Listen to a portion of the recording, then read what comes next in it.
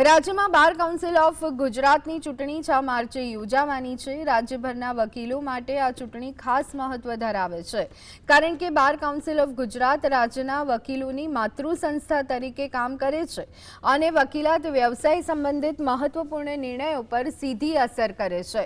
આ વખતે ચૂંટણીમાં કુલ 99 ઉમેદવારો મેદાનમાં છે। 76,000થી વધુ નોંધાયેલા મતદારો પોતાના મતાધિકારનો ઉપયોગ કરશે।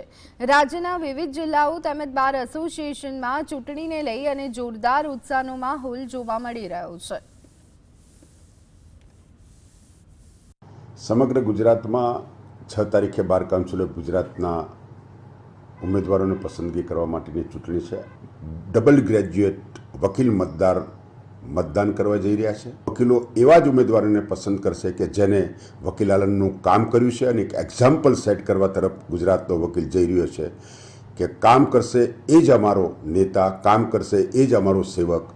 આ એક આખું માહોલ ગુજરાતના વકીલોમાં જોઈ રહ્યો છું।